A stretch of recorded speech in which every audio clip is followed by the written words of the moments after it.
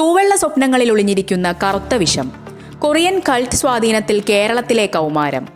ചോറ്റാനിക്കരയിൽ +1 വിദ്യാർത്ഥിനി ആദിത്യയുടെ മരണത്തിലെ അന്വേഷണത്തിൽ പുറത്തുവരുന്ന വിവരങ്ങൾ കേരളത്തിലെ സൈബർ ലോകത്തിന് നൽകുന്നത് കനത്ത മുന്നറിയിപ്പാണ്.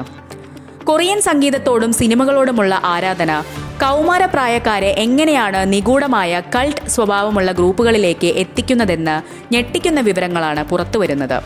ബ്ലാക്ക് വെനം പോലുള്ള ഇൻസ്റ്റാഗ്രാം പേജുകൾ ഇതിൻ്റെ തെളിവാണ്.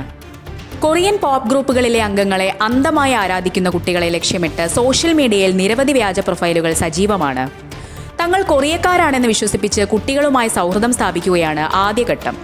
കൊറിയൻ ഭാഷയിൽ സംസാരിച്ചും സാംസ്കാരികമായ കാര്യങ്ങൾ പങ്കുവച്ചും ഇവർ കുട്ടികളുടെ പൂർണ്ണ വിശ്വാസം പിടിച്ചുപറ്റുന്നു. കൊറിയൻ സുഹൃത്തുക്കളാണെന്ന വ്യാജേന കുട്ടികളെ വലയിലാക്കുന്നത് പലപ്പോഴും നാട്ടിലുള്ള സൈബർ ചതിയന്മാരായിരിക്കും. ഇവരുടെ ആജ്ഞകൾ കുട്ടികൾ അനുസരിക്കുന്ന അവസ്ഥയിലേക്ക് കാര്യങ്ങൾ നീങ്ങുന്നു. ഇൻസ്റ്റഗ്രാം, ഡിസ്കോഡ് തുടങ്ങിയ പ്ലാറ്റ്ഫോമുകളിൽ ഇൻവിസിബിൾ മോഡിലുള്ള ഗ്രൂപ്പുകളിൽ അംഗങ്ങളാകുന്ന കുട്ടികൾ വീട്ടുകാരുമായി അകലുന്നു. ചോറ്റാനിക്കര കേസിൽ കണ്ടതുപോലെ ഒന്നിലധികം വ്യാജ അക്കൗണ്ടുകൾ വഴിയാണ് ഇത്തരം ആശയവിനിമയങ്ങൾ നടക്കുന്നത്. മാനസിക സമ്മർദ്ദം. ഈ സാങ്കല്പിക ലോകത്തെ സുഹൃത്തുക്കൾക്ക് എന്തെങ്കിലും സംഭവിച്ചാൽ അത് സ്വന്തം ജീവിതത്തിലുണ്ടായ തകർച്ചയായി കുട്ടികൾ കാണുന്നു. ആദിത്യയുടെ ആത്മഹത്യാക്കുറിപ്പിലെ കൊറിയൻ സുഹൃത്തിൻ്റെ മരണം ഇതിന് ഉദാഹരണമാണ്.